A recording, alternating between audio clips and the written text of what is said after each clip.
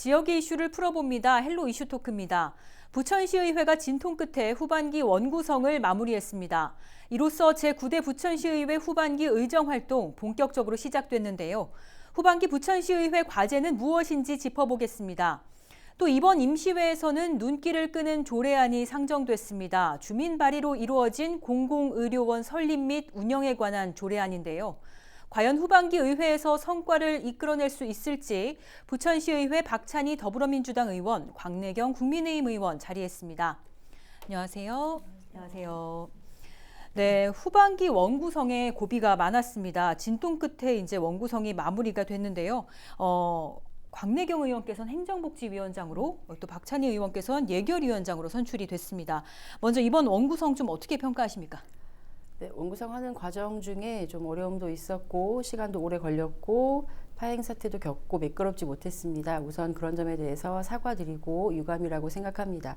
이후에 어찌 됐던 간에 매끄럽지 못한 원구성을 보인 것에 대해서는 죄송스럽게 생각하고요. 그렇지만 이미 이제 원구성이 끝났고 저희는 후반기 일정을 시작했습니다.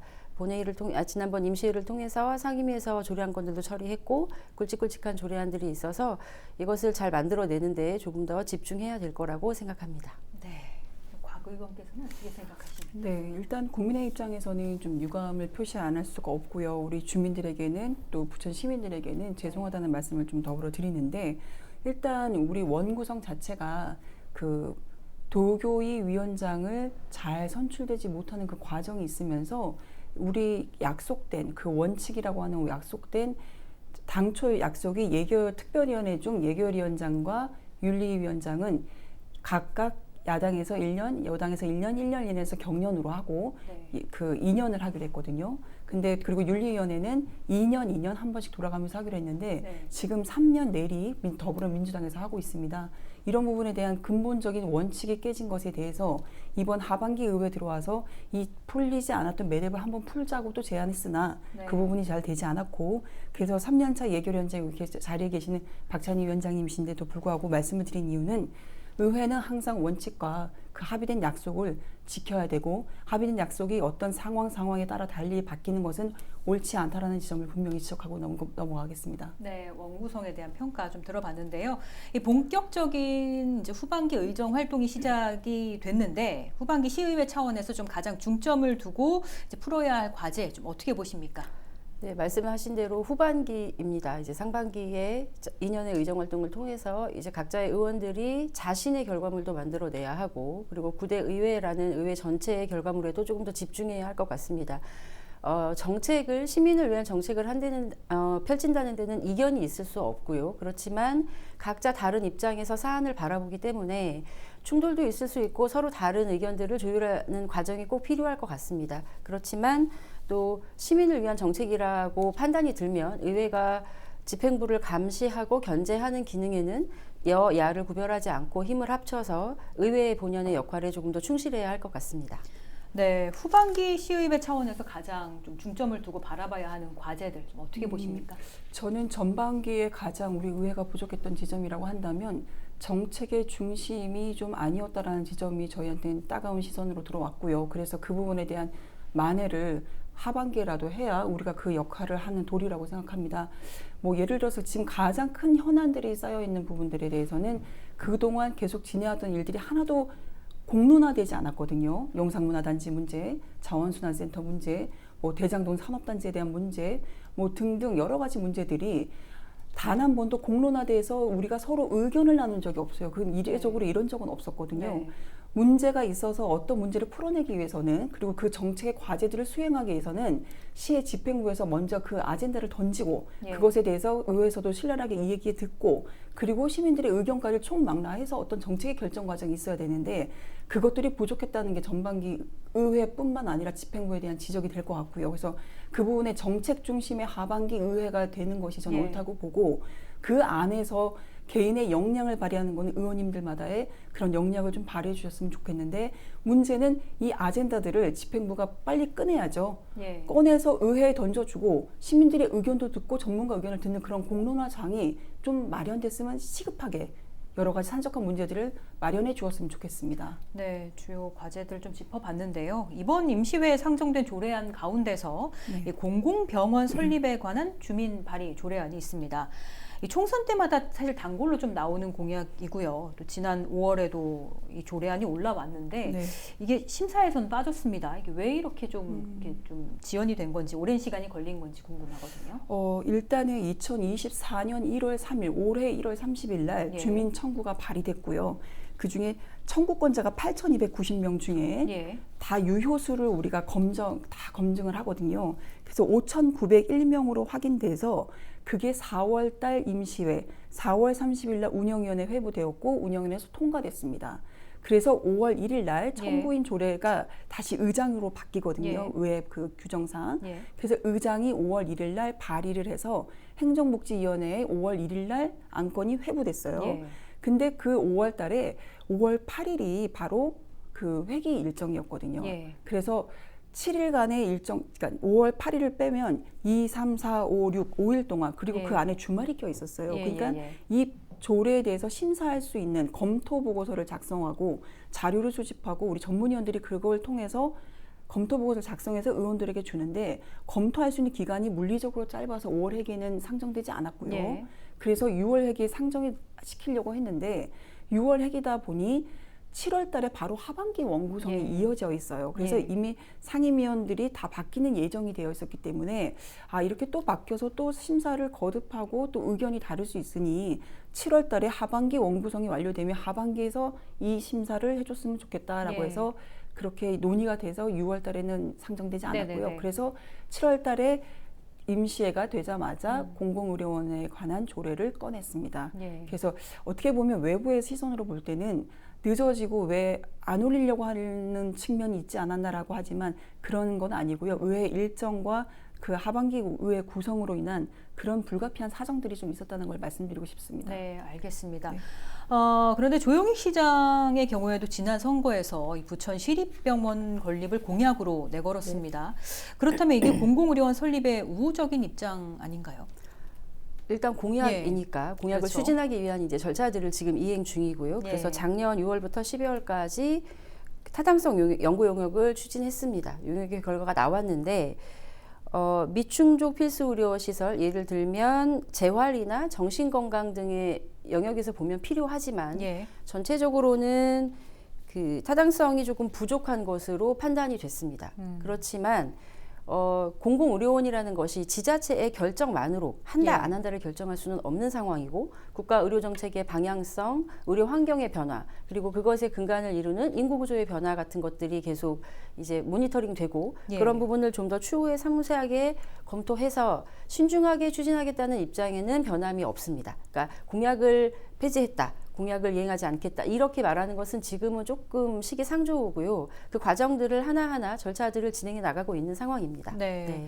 그런데 이 공공의료원 하면은 이제 항상 실효성 논란이 따라 붙습니다. 이 실효성을 걱정하는 목소리에는 좀 어떤 이유들이 숨어 있는 건가요? 사실 공공의료라고 하는 게 그 예. 법률에 따르면 공공보건의료에 관한 법률을 제2조 2호에 보면 공공의료라는 게 취약한 지역에 그리고 취약한 계층에 그리고 국가나 지방자치단체가 해야 되는 개입해야 되는 재난이나 감염병이나 이런 거에 대해서 공공의료라는 게 실제적으로 실효성이 있게 돼야지 마련이거든요.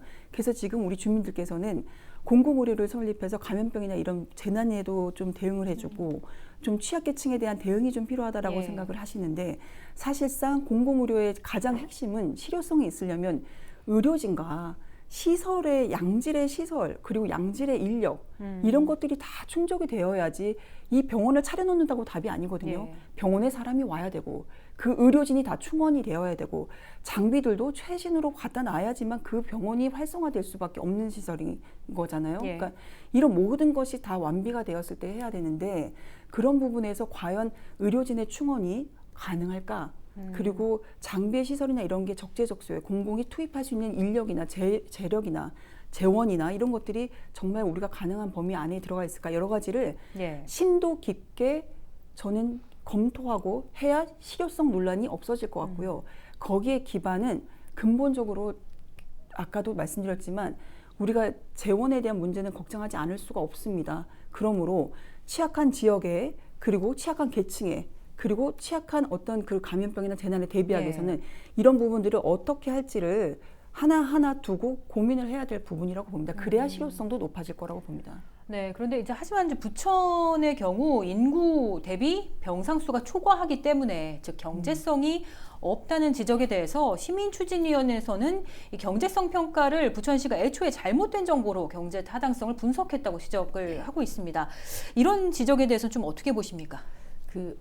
정책을 결정하거나 어떤 본인의 주장을 할 때 어떤 자료를 선택하고 어떤 수치를 결정할지 또한 저는 정치적인 판단이 기본이 된다고 생각하거든요. 그래서 이제 잘못된 정보를, 잘못된 자료를 선택해서 그걸로 안 되는 방향을 유도했다라는 지적을 하십니다. 그래서 이런 지적들이 있기 때문에 조금 더 공론화를 하고 이것들을 서로 많은 사람들과 이야기 나누고 각자의 입장을 설득해내는 과정이 꼭 필요하다고 생각이 들고요. 또 잘못됐다고 주장하시기도 하지만 또 한 공시자료에 의하면 성남의료원을 예로 들어서 1692억 원의 설립 비용이 들었고 또 2019년부터 23년까지 총 1909억 원이 투입됐다는 공시자료 또한 있습니다. 그러니까 이런 것들을 어떤 자료가 우리에게 적합한지 그리고 또 객관적인 수치가 아니라 그 자료의 신빙성이나 그 자료의 중립성 이런 것들도 또한 서로가 보완해서 서로를 설득하고 그 자료에 좀 신뢰성을 얻고 확보하는 것이 청구자 측 그리고 집행부 그다음에 의회가 같이 노력해야 할 몫인 것 같습니다. 부천의 공공병원 설립에 대한 이야기를 지금 계속 나눠보고 있는데요. 공공의료병원의 경우에는 민간병원과 그 성격이 상당히 다릅니다. 시민추진위원회 측은 공공병원이 필요한 이유로 코로나19 같은 감염병 관리와 의사의 집단행동 등 국가 보건의료위기가 반복해서 발생하고 있기 때문에 민간병원이 아닌 공공의료기관이 필요하다는 논리가 있었는데요. 이런 부분도 좀 민간에서 가능할 거라고 생각하십니까? 그러니까 결국 공공병원이든 민간병원이든 그 의료 서비스를 제공하는 인력 그리고 장비가 아주 필수적인 사항이잖아요. 근데 이런 것들을 어떻게 잘 운영하느냐의 문제가 생기고요. 그래서 공공병원이 아닌 민간에서도 공공의 영역을 좀 보완하려는 노력에 의해서 보건복지부가 2019년부터 공공보건의료 협력체계 구축 그리고 지역의료 이런 것들을 좀 합치기 위해서 지역별 책임의료기관을 지정하고 있습니다. 그래서 지난 3월에 우리 부천의 세종병원이 지정이 되었어요. 그러니까 그런 민간을 통해서 민간의 영역에서 공공의 의료 서비스를 얼마나 잘 구현해낼 것이냐는 지금 시작하는 단계이기 때문에 이것을 보고 공공의료의 영역이 그러니까 민간의료 영역이 아무리 발달해 있다고 해도 그 부족한 부분이나 취약한 곳을 채워주는 것이 공공의료의 영역이기 때문에 그 역할을 성실히 수행해낼지는 조금 더 면밀하게 지켜봐야 할 것 같습니다. 네, 알겠습니다. 이 공공의료원과 민간병원 좀 별개라고 보십니까? 어떻게 보십니까? 별개이죠. 그러니까 이미 어떤 그 인력의 구조도 다르고요. 그리고 장비의 그런 그 투입하는 재원들에 대한 어떤 그 퍼센테이지나 이런 게 공공이랑 다 같을 수는 없습니다. 그리고 거기서는 이윤을 남겨야 되는 그곳에서는 더 좋은 장비에 대한 그런 갈망이 더 높을 거 아니에요. 그렇기 때문에 우리도 좋은 병원에 큰 병원에 간다 이렇게 표현하잖아요. 그러니까 그 부분은 서로 경쟁할 수 있는 구조가 아니라고 저는 보고요. 근데 우리 부천시에는 한 개의 상급 종합병원과 5개의 종합병원이 있습니다. 6개의 큰 종합병원들이 있는데 그 안에서도 저 병원은 뭘 잘해, 저 병원은 어떻게 잘해, 저 병원은 가면 뭐가 있어, 부족한 부분들을 이야기하고 충분한 부분들을 서로 이야기합니다. 근데 공공이라고 한다면 저는 공공병원에 대해서 기본적으로 뭐 지금 계속 빠져나가는 뭐 소아과라든가 산부인과라든가 그리고 정신과 쪽 그리고 뭔가 그 민간에서 기피하는 그런 부분들에 대해서는 공공이 뭔가 맡아줬으면 하겠다는 그런 염원은 저에게도 있고요. 그리고 감염병이나 재난이나 그런 문제가 생겼을 때 지자체가 스스로 이런 모든 것을 대응할 수 있는 그런 구조의 안에 정말 법률에서 지향하는 그런 공공병원이 생긴다면 동의하지만 종합병원과 견주는 똑같은 상태의 모든 진료 과목을 다 끌고 와서 공공에서 해달라고 하는 요청에 대해서는 정말 그거에 대해서는 그걸 잘할 자신도 없을 뿐더러 잘할 수 있는 구조가 되지 않는데 그 모든 걸 다 껴안고 있는 거는 합리적이지 않다고 봅니다. 어떤 공공병원을 어떤 누구에게 어떤 혜택을 그리고 공공병원이 아니더라도 이 혜택을 어떻게 줄 수 있는지까지를 다 논의해야 공공병원이 저는 완성된다고 보고요. 그 큰 틀을 서로가 공공병원이면 아니면 안 돼 이렇게 논의하는 것보다는 공공병원을 가려면 어떻게 할 것인지 무엇을 할 것인지 이런 거를 좀 차분하게 논의하고 해야 상급병원과의 어떤 경계성 예. 그래서 민간병원과 공공이 차이점을 어떻게 해결할 건지를 잡을 수 있을 것 같습니다. 예. 근데 방금 앞서서 장비 이야기를 좀 하셨는데 네. 그렇다면 결국에는 핵심은 이제 설립 비용과 운영 비용의 네네. 문제일 텐데요. 부천시가 감당을 할 수 있을까요? 저희가 우리 용역에 따르면 1,991억이에요. 네. 간단하게 그냥 한 약 2천억 원 수준이 그것도 작년에 조사한 것이니까 예. 올해 내년에 지나면 한 2,200억 이렇게 또 올라갈 겁니다. 예. 그런데 부천시 그중에 국비가 한 42% 되고요. 네. 나머지는 우리 시비로 조달해야 되는 문제인데 그러면 1,000억 원 이상을 우리 시에서 조달을 해야 되고 그게 연차별로 단계적으로 가겠죠. 예. 그렇다 하더라도 여긴 토지 매입 비용은 들어가 있지 않습니다. 네네. 사실 토지 매입 비용까지 다 한다면 지금 현재 2023년 10일 현재로 약 580억의 토지 비용을 하면 한 2,600억 원을 들어간다고 하는데 예. 사실 지금으로서는 부천시가 우리가 인건비도 내기가 힘들 정도로 허덕된다고 하거든요. 그러니까 지금으로서 재원만 이야기하면 답답합니다. 근데 그 재원과 맞물린 이 공공병원의 성질을 어떻게 갈 것이냐에 따라서 이 재원의 확보 능력이 아마 달라질 거라고 보기 때문에 재원만 이야기하면은 안 되는 것도 맞지만 네. 재원을 빼고 이야기하는 것도 안 되거든요. 예. 그렇기 때문에 확보의 능력은 차후에 하더라도 어떤 내용으로 할 것이냐가 저는 이 재원의 어떤 조달이 가능한 부분을 결정할 것 같습니다. 네, 알겠습니다. 이 부천시가 이 재원들 좀 감당할 수 있다고 보십니까? 돈이 없는 부천시라는 거야 뭐 그렇죠. 월급을 줄 네. 상황도 안 된다 정도까지는 아니지만 네. 어쨌든 부천시의 재원이 그렇게 녹록치 않은 상황인 거는 명확합니다. 네. 그렇지만 돈이 없는 거지 쓸 돈이 없는 건 아니거든요. 예. 그러니까 쓸 돈이 없는 거지 돈이 없는 건 아니기 때문에 어느 방향의 예산을 집행하느냐가 결국은 정치 철학이고 정치의 네. 방향성이라고 생각합니다. 그래서 그 부분은 또 추후에 이런 여러 가지 논의들 중에 하나의 부분으로 크게 자리매김해야 할 상황인 것은 명확합니다. 네, 알겠습니다. 그렇다면 하반기 임시회에서 이 조례안을 다룰 텐데요. 통과가 좀 쉽지 않을 것 같은데 어떻게 보십니까? 당초에는 9월 회기에서 예. 위원회 차원의 공청회를 계획하고 있었으나 네. 지금 상황으로는 9월 회기가 또 9월 1일부터예요. 그러니까 네. 너무 앞서 있어가지고 행정상의 절차들, 공청회를 네. 위한 절차상의 날짜가 좀 부족하다고 통보를 받았고요. 예. 그래서 11월 정례회에서 그 위원회 차원의 전문가들을 불러서 공청회를 신랄하게 네. 그리고 시민들의 의견도 신랄하게 지금은 대체로 찬성해달라는 분들의 의견을 많이 들었습니다.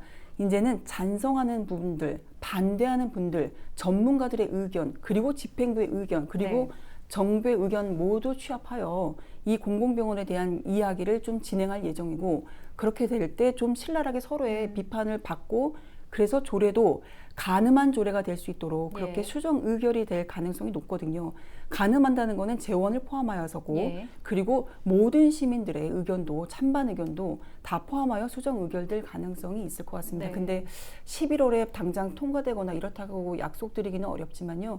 그런 과정들을 통해서 누구라도 납득이 되는 조례가 되도록 그렇게 좀 추진할 예정입니다. 네. 그런데 이렇게 통과가 또 된다 하더라도 이게 또 바로 또 설립이 되는 게 아니잖아요. 이 조례안 통과 어떤 의미가 있는 걸까요? 그렇죠. 저희가 그 조례안을 청구자께서 오셔서 질의답변을 하실 적에 제가 여쭤봤던 것이 지금 당장 해달라고 말씀하시는 건가요? 였거든요. 그러니까 당연히 아니라고 답하셨고 우리와 비슷한 상황인 성남 같은 경우에도 조례 제정운동을 시작해서 설립까지 17년이라는 기간이 걸렸습니다. 그러니까 청구자 쪽도 충분히 인지하고 있는 상황이고요. 아까 광래경 위원장 이야기한 대로 위원회 내에서 또 이런 절차들을 밟다 보면 여러 가지로 또 처리해야 될 것들이 물리적인 시간적인 제약들이 있으니까 공교롭게도 지금 이제 같은 상임위에서 조례안을 심사하고 있는 입장입니다. 그러니까 말씀하신 대로 여러분의 의견을 듣고 이런 과정들을 충실히 진행해야 할 것 같습니다. 쉬운 과제는 아니니까요. 네, 네네. 알겠습니다. 오늘 두 분 말씀 고맙습니다.